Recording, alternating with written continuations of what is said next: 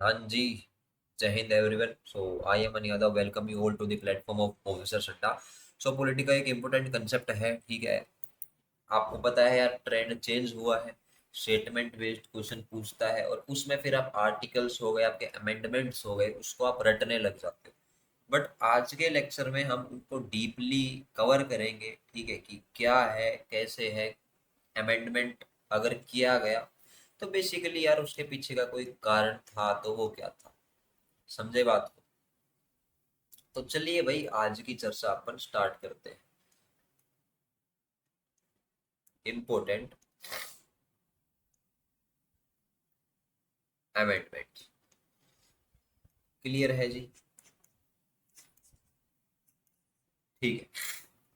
तो यार इसका देखो, अपन एक फ्लो में पढ़ेंगे। अपन पहले पढ़ेंगे फर्स्ट, देन सेवंथ, देन आपको 24, देन 42, देन लास्ट आपका 44। ये अपन बेसिकली पार्ट वन में कवर करेंगे, ठीक है यार। सबसे पहले एक चीज समझो कि अगर आप, ठीक है, कॉन्स्टिट्यूशन को सिर्फ और सिर्फ एक स्टैटिक डॉक्यूमेंट समझते हो तो भाई वो पूरी तरह से आपका गलत है।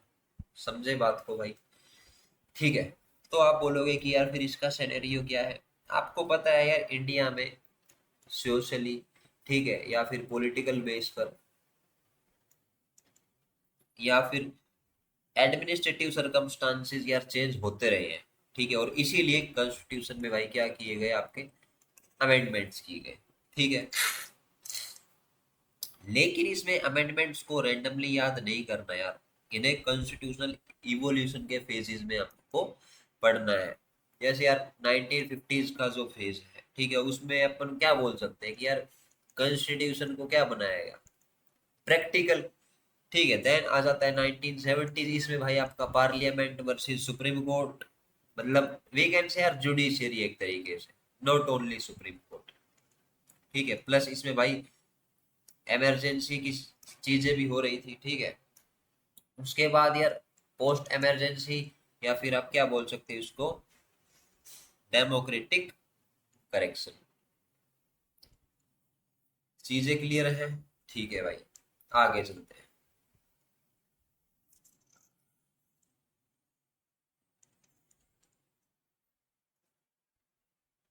अब आता है यार इसका पार्ट वन, ठीक है, कि यार क्या था, कैसे हुआ। तो सबसे पहले अपन बात करते हैं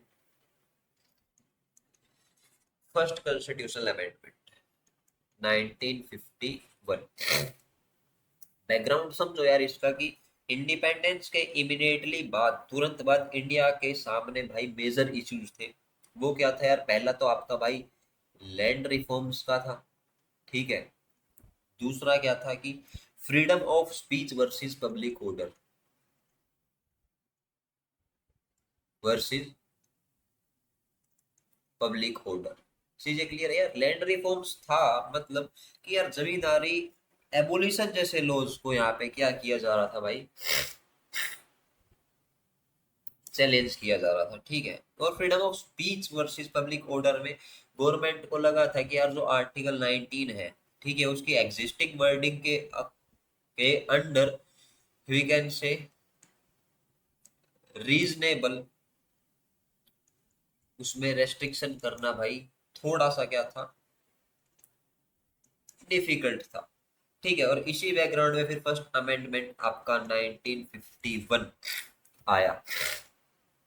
इसने क्या किया, जो आपका नाइन्थ शेड्यूल है वो इंट्रोड्यूस कर दिया, नाइन्थ शेड्यूल क्रिएट कर दिया। इसका ओरिजिनल पर्पस था उस लैंड रिफॉर्म और उसके रिलेटेड लॉज को जुडिशियल चैलेंज से क्या करना, प्रोटेक्ट करना। चीजें क्लियर है? यानी पार्लियामेंट या गवर्नमेंट ने कुछ लॉज को नाइन्थ शेड्यूल में प्लेस करके उन्हें फंडामेंटल राइट के बेसिस पर चैलेंज से प्रोटेक्शन देने की वीकेंड से एक कोशिश किया, ट्राई किया, ठीक है। अब इसको ये मत समझना है कि नाइन्थ शेड्यूल में डाल दिया मतलब लो परमानेंटली जुडिशियल रिव्यू से इम्यून हो गया। यहाँ पे भाई एक बहुत ही अच्छा स्टेटमेंट बेस्ड क्वेश्चन प्रीवियसली भी पूछा गया, तो यूपीएससी के इस ट्रैप में भाई बिल्कुल भी मत फंसना, ठीक है। अब आता है आर्टिकल 19, हमने बोला, ठीक है। तो उसका रीजनेबल रेस्ट्रिक्शन मैंने बताई, तो यार उसके ऊपर तो बात की नहीं हमने, ठीक है, उसके ऊपर बात करते हैं। आपको पता है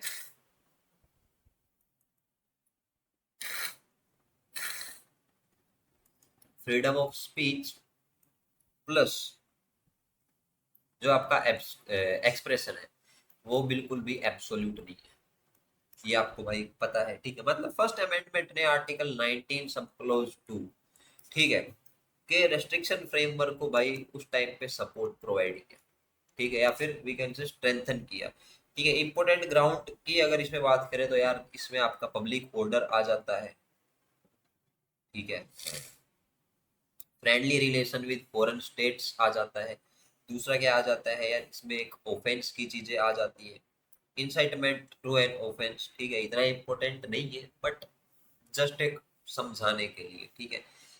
अब आप बोलोगे यार इतना समझा दिया, इसका मेनली कंसेप्ट क्या है, तो कंसेप्ट ये है कि डेमोक्रेसी का मतलब अनरेस्ट्रिक्टेड स्पीच नहीं है, ठीक है, स्टेट को बैलेंस बनाना होता है इंडिविजुअल लिबर्टी और public order and national interest में, समझे भाई, ठीक है। आगे बढ़ते हैं। प्रेजेंट में आपको क्या लगता है भाई, फर्स्ट अमेंडमेंट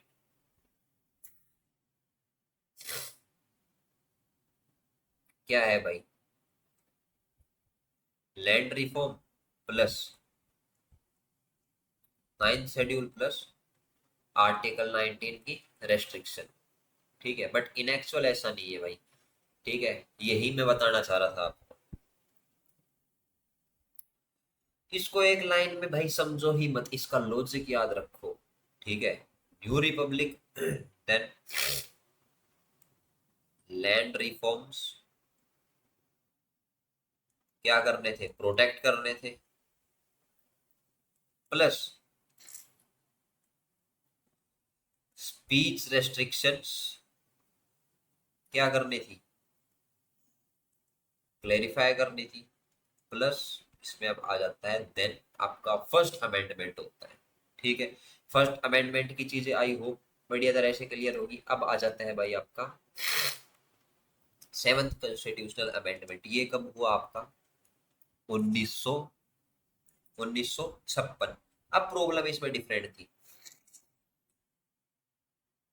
डिफरेंट कैसे, इंडिया में स्टेट्स को largely colonial era administrative categories के बेसिस पे उस टाइम भाई अरेंज किया गया था, ठीक है, ठीक है, जैसे part A, part B, part C और पार्ट डी, चीजें क्लियर है। लेकिन लिंग्विस्टिक आइडेंटिटी और एडमिनिस्ट्रेटिव कन्वीनियंस के बेसिस पर रीऑर्गेनाइजेशन की जो डिमांड है भाई वो स्ट्रॉन्ग हो रही थी, ठीक है। तो फिर आपकी स्टेट रीऑर्गेनाइजेशन कमीशन आ जाती है, एसआरसी, ठीक है। उसके रिकमेंडेशन के बैकग्राउंड में सेवंथ आपका amendment act plus state reorganisation act, ठीक है, 1956 में आए, ठीक है। मेन चेंज क्या था भाई, पहले तो आपका ये था, ये अपन इसको क्या बोलते हैं ओल्ड, बट इसकी क्लैरिफिकेशन को रिमूव करके या रिस्ट्रक्चर करके इंडिया को प्राइमरीली स्टेट प्लस यूटीज इस फ्रेमवर्क में क्या कर दिया भाई, ऑर्गेनाइज कर दिया। अब समझ में आई चीजें, ठीक है, यानी 14 स्टेट प्लस 6 यूटीज का जो स्ट्रक्चर है वो क्या हुआ उस टाइम पे एमर्ज हुआ, क्लियर हो गया। अब एक और इम्पोर्टेंट प्रोविजन इसमें आ जाता है, वो क्या कि सेवंथ अमेंडमेंट ने कॉमन हाई कोर्ट्स का कॉन्स्टिट्यूशनल पॉसिबिलिटी प्रोवाइड किया था उस टाइम पे, यानी कि 2 और मोर स्टेट्स के लिए कॉमन हाई कोर्ट एक हो सकता है, समझे बात को। मतलब ये अमेंडमेंट बेसिकली इंडिया के जो फेडरल मैप है उसको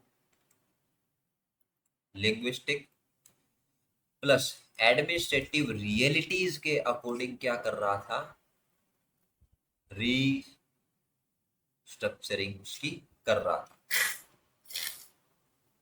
चीजें क्लियर है, ठीक है। अब चलते हैं नेक्स्ट।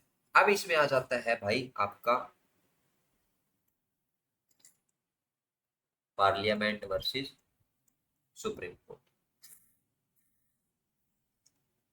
अब हम 1970s की जो सबसे इंपॉर्टेंट कॉन्स्टिट्यूशनल कॉन्फ्लिक्ट है उस पर आ गए हैं, ठीक है, जो आपका था 24वां संविधान संशोधन 1971, 1971। इसको समझने के लिए आपको गोलकनाथ केस याद रखना पड़ेगा। वो हुआ था 1967 में। ठीक है, सुप्रीम कोर्ट ने कहा था कि पार्लियामेंट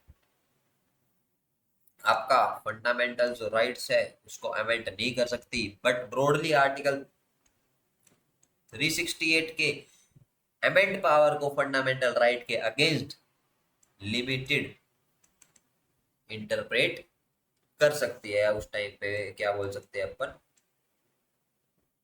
किया गया। ठीक है, पार्लियामेंट ने यार चीजें समझो, पार्लियामेंट ने इस पोजीशन को रिवर्स करने के लिए 24th कॉन्स्टिट्यूशनल अमेंडमेंट क्या किया था, पास किया था। अब आप बोलोगे फिर इसने क्या किया, सबसे इंपॉर्टेंट तो ये है, तो इसने किया कि पार्लियामेंट की कॉन्स्टिट्यूशनल अमेंडमेंट पावर को एक्सप्रेसली अफर्म कर दिया। ठीक है, आर्टिकल 368 को सपोर्ट किया, स्ट्रेंथन प्रोवाइड किया। ठीक है, पार्लियामेंट कॉन्स्टिट्यूशन का कोई भी प्रोविंस इंक्लूडिंग फंडामेंटल राइट को अब क्या कर सकती है, अमेंड कर सकती है। समझे बात को।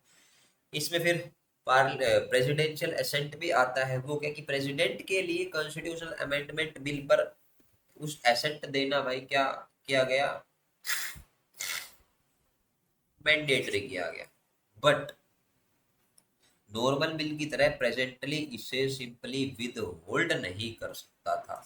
ये मेन पॉइंट है। लेकिन यहाँ बिगेस्ट कंसेप्ट है कि 24 अमेंडमेंट का मतलब अनलिमिटेड अमेंडमेंट पावर नहीं है। ठीक है, ये इसमें भाई सबसे इंपॉर्टेंट चीज याद रखना। ठीक है, देन आ जाते हैं भाई इसमें 42nd जो है आपका मिनी कॉन्स्टिट्यूशन। ये है इमरजेंसी पीरियड 1975 से 1977। ठीक है, इमरजेंसी की बैकग्राउंड में 42nd अमेंडमेंट जो है वो आया। ठीक है, इसको मिनी कॉन्स्टिट्यूशन कहा जाता है बिकॉज इसने कॉन्स्टिट्यूशन के बहुत लार्ज नंबर पर जो प्रोविजंस है उनको भाई ऑल्टर किया था। समझे बात को। तो पहला आ जाता है भाई आपका प्रिएम्बल। 3 वर्ड्स इसमें ऐड किए थे, सोशलिस्ट, सेक्युलर, देन इंटीग्रिटी। चीजें क्लियर है। ओरिजिनल वर्डिंग अगर बात करें तो वो थी सोवरेन, डेमोक्रेटिक, रिपब्लिक। चीजें क्लियर है। बट 42nd अमेंडमेंट के बाद ये क्या हुआ, sovereign, socialist, secular, democratic, Republic. चीजें क्लियर है। और इसमें unity and integrity of nation की जो लैंग्वेज है वो यहां से क्या हुई मेरे भाई, एस्टेब्लिश। चीजें क्लियर है। चले आगे। ठीक है, अब आ जाता है fundamental duties, part 4A to article 51A। चीजें क्लियर है। ये भाई इंसर्ट किया गया है, यानी कि सिटीजन के जो फंडामेंटल ड्यूटीज है उनको क्या किया गया, इंट्रोड्यूस किया गया। आज बेसिकली यार थोड़ी तबीयत खराब है। ठीक है, बट स्टिल इट्स फाइन यार। अब आप बोलोगे फिर किसकी रिकमेंडेशन पे हुआ, ये था भाई आपका SSC, स्टाफ सिलेक्शन कमीशन, या फिर स्वर्ण सिंह कमेटी। ठीक है भाई, स्टाफ सिलेक्शन कमीशन मैंने नॉर्मली बोला था भाई, इसका यहाँ कोई लेना देना नहीं है। ठीक है, क्लियर हुई चीजें। अब आप बोलोगे कि यार अगर इसमें एक वन लाइनर चीज मिल जाती तो मजा ही आ जाता, एक इम्पोर्टेंट डिस्टिंक्शन मिल जाता तो मजा ही आ जाता। तो यार वो लो ना फिर। वो है आपका फंडामेंटल राइट, मतलब स्टेट के अगेंस्ट ये क्या है, एनफोर्सेबल राइट्स। आ गया ना मजा। अब बात करो फंडामेंटल ड्यूटीज की, तो ये क्या है, सिटीजन्स के कॉन्स्टिट्यूशनल ऑब्लिगेशन। क्या है, कॉन्स्टिट्यूशनल ओब्लिगेशंस। बताओ, समझे? अब यहाँ से यार जो डीपीएसपी है, जो डायरेक्टिव प्रिंसिपल्स है, उनको यार एक ग्रेटर इंपोर्टेंस दी गई।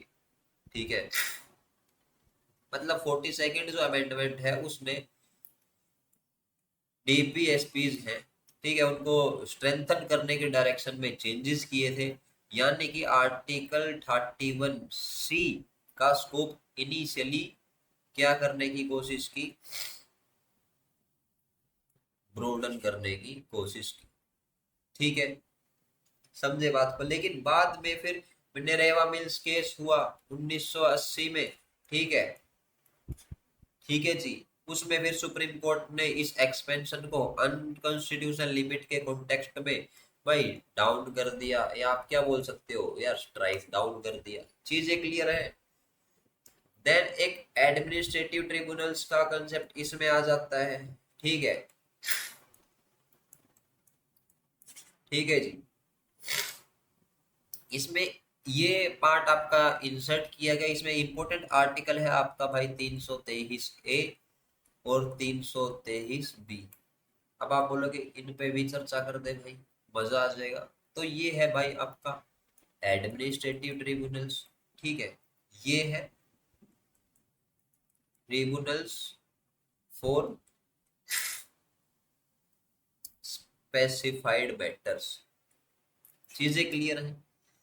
अब आप बोलोगे इसका पर्पस क्या है भाई?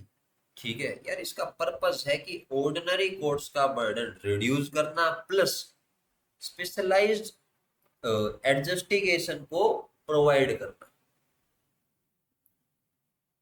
क्लियर हुआ? चीजें क्लियर है? अब आ जाता है भाई आपका लोकसभा एंड स्टेट असेंबलीज का टेन्योर। यार नॉर्मल टेन्योर को 5 से क्या कर दिया मेरे भाई, 6 कर दिया। ठीक है, लेकिन ये परमानेंट चेंज नहीं रहा। 44वां संविधान संशोधन हुआ, ठीक है, उसने इसे फिर से क्या कर दिया मेरे भाई, 5 कर दिया। ठीक है, याद हुई चीजें, समझ में आई, और अच्छे से आएंगी। ठीक है, अब आता है कि जुडिशियल रिव्यू को रेस्ट्रिक्ट करने का भी अटेम्प्ट किया गया, कोशिश की गई। वो कैसे?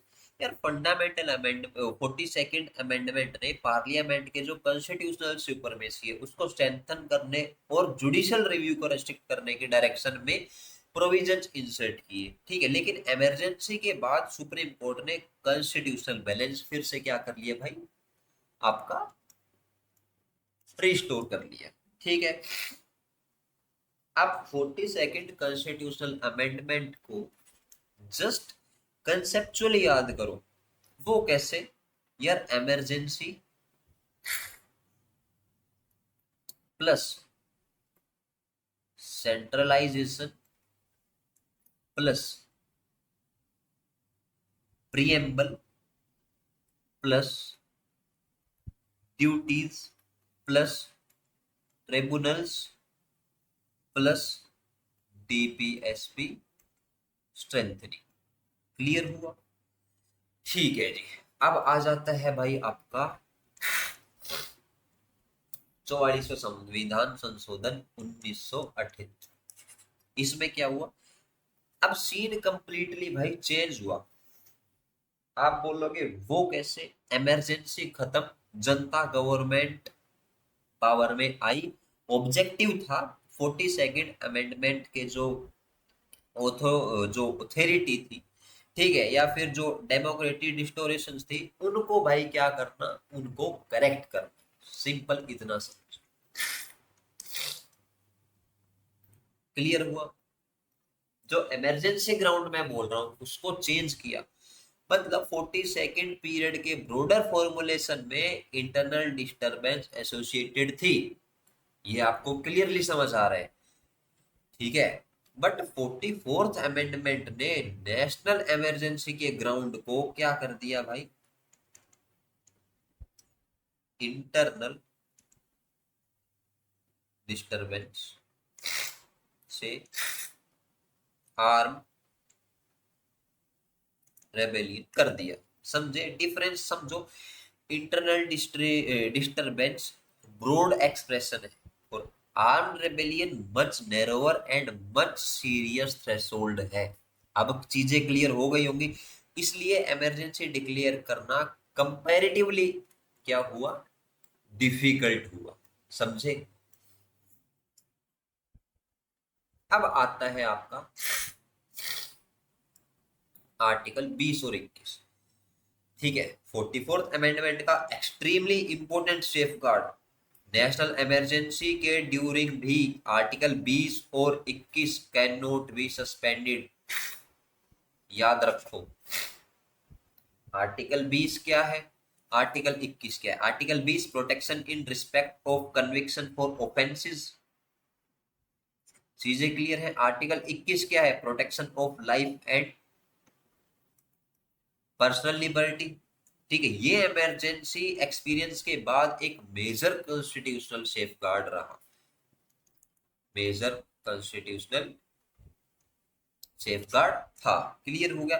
अब इसमें ही फिर यहां से आ जाता है भाई राइट टू प्रॉपर्टी, यानी कि पहले आर्टिकल 31 जो फंडामेंटल राइट टू प्रॉपर्टी थी।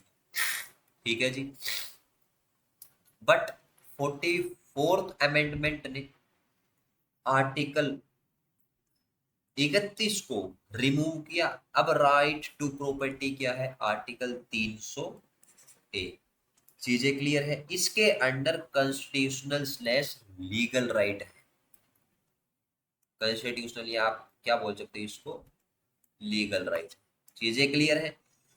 इंपॉर्टेंट पॉइंट इसमें क्या बनता है कि राइट टू प्रॉपर्टी अब फंडामेंटल राइट नहीं है, but it is still a constitutional right.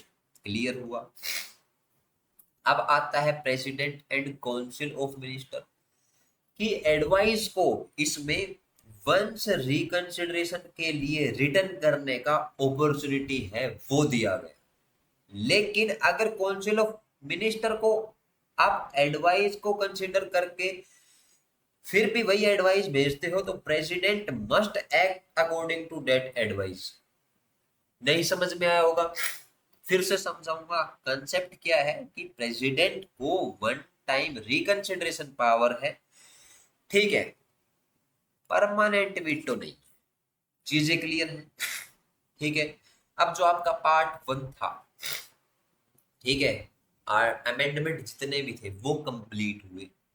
ठीक है, अब एक पूरा फर्स्ट फेज एक स्टोरी में समझे तो यार, फर्स्ट में क्या था, न्यू रिपब्लिक को land reforms plus speech recognisation sorry regulation की कॉन्स्टिट्यूशनल स्पेस चाहिए थी। क्लियर है? सेवंथ में स्टेट का फेडरल मैप रीऑर्गेनाइज करना था। क्लियर है? 24th में क्या करना था, पार्लियामेंट वर्सेस जुडिशियरी कॉन्फ्लिक्ट में पार्लियामेंट ने अमेंडमेंट पावर असर्ट की। क्लियर है? और 42nd में इमरजेंसी के दौरान पार्लियामेंट सेंट्रिक कॉन्स्टिट्यूशनल चेंजेस का मैसिव पैकेज, ये भी आपको क्लियर हो गया। 44th में इमरजेंसी के बाद डेमोक्रेटिक सेफ गार्ड को क्या किया गया, फिर वहां पे रिस्टोर किया गया। ठीक है जी। सो पार्ट सेकंड जो हमारा रहेगा उसमें अपन 52nd एंटी डिफेक्शन लॉ जो हो गया, ठीक है, 61st 69th, ठीक है, 73 74th अमेंडमेंट एक्ट, इन सारे के ऊपर भाई हम अच्छे से बात करेंगे। 91st amendment 2003 council of minister cap, ठीक है, यूनियन लेवल पर जो भी चीजें हैं। ठीक है जी। 86th अमेंडमेंट एक्ट हो गया 2002। इन सब पे भाई नेक्स्ट पार्ट में हम चर्चा करेंगे। सो ज्यादा लेक्चर आपको बोरिंग ना लगे, ठीक है, डाटा एकदम से भर के आपके पास ना आ जाए, तो इस पार्ट को अपन यहीं तक रखेंगे। ठीक है, मिलते हैं भाई नेक्स्ट लेक्चर में। ज्यादा से ज्यादा लाइक करना, ठीक है, वीडियो को शेयर करना। सो मिलते हैं नेक्स्ट पार्ट में, ख्याल रखो, जय हिंद।